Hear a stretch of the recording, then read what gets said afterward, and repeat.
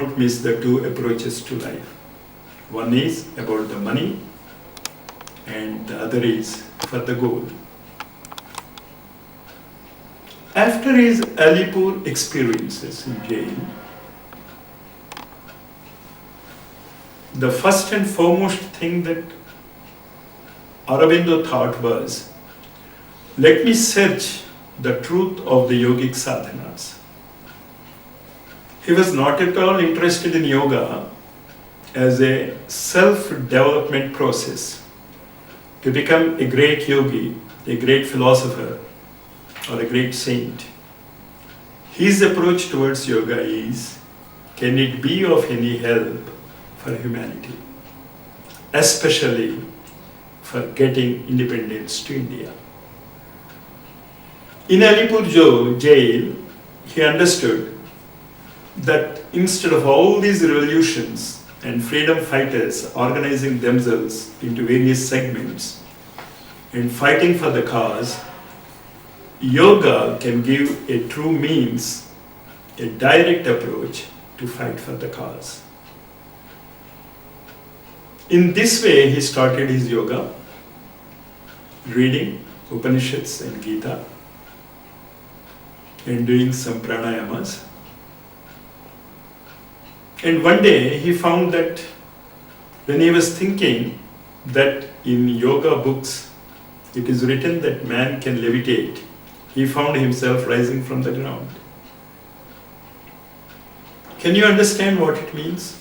It means that there is a state of mind which gives what you think immediately. What you think becomes a truth. What you think becomes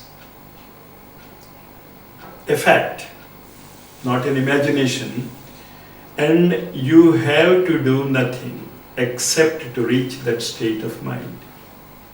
This state of mind, according to the yogic literature and the name given by Aurobindo, belongs to the higher mind and the illumined mind. The higher mind and illumined mind somewhat synchronize themselves. Sometimes the illumined mind comes down to the higher mind, and sometimes the higher mind reaches the illumined mind. This state of yogic consciousness, Aurobindo found, gives a very great illuminating factor that the entire world is Vasudeva. Vasudeva Sarvamiti. There he says that he used to send some notes to his lawyer about some aspects of the court trial, saying that some were correct and some were wrong. But when he came to this illumined mind level, he found that he need not give any guidance to his lawyer, because he found that the boss of his jail were Vasudeva. The sentry was Vasudeva.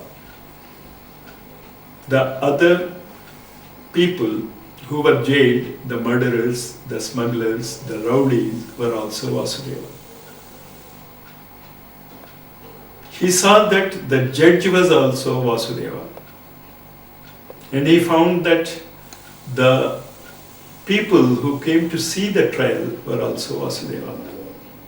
And then he heard the calm, assuring voice, "Now do you feel that I have left you? Don't you think that I am caring for you?"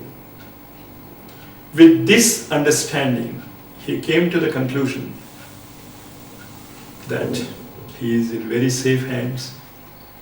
Every step of his is being guided by Vasudeva.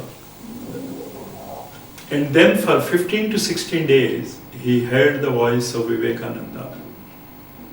This comes from the intuitional mind, and sometimes from the overmind also, where Vivekananda guided him, not using the words supermind, but giving him various hints in his sadhanas. And before that, when he was in Baroda, he was trained in making his mind still by a specific pranayama given by Lele, a Maharashtrian yogi. So, before Aurobindo really started his yoga sadhanas at Pondicherry, he has already reached the various levels of yoga siddhis. He has a still mind, which many yogic practitioners aspire. Then he has the higher mind and illumined mind guiding him to the statement that it is the God which ordains the fate of every individual and also the nation. And he got a very clear-cut vision that India's freedom has been given by Lord Krishna already.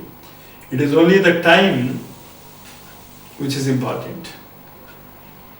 When A.B. Purani was asking Aurobindo later in his ashram, Aurobindo said that he can assure that India is already free and Purani can take up yogic practices without any feeling that he has not done his duty by not practicing the revolutionary measures and participating in freedom struggle.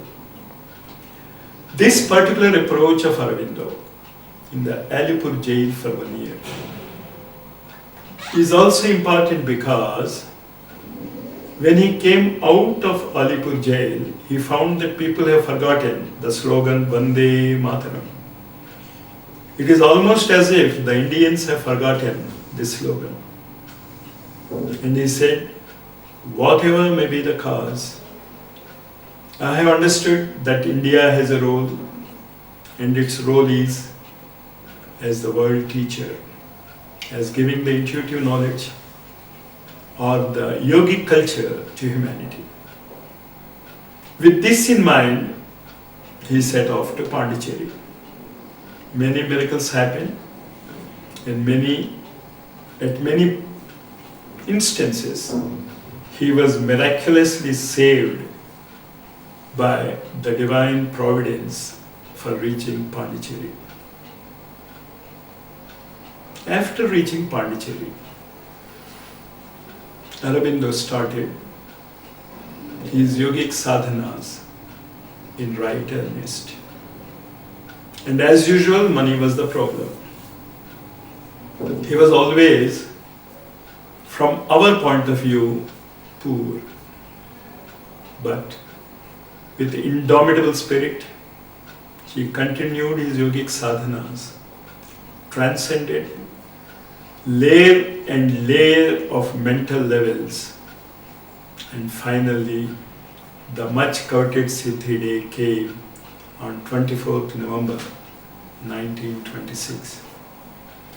This is the day when the overmind, or the area where God's rule, especially for us where Krishna's consciousness is established, has come down to planet Earth. This particular Siddhi day is very important in many ways because the date was 24 and the people, the sadhakas who were present, were also 24 in number.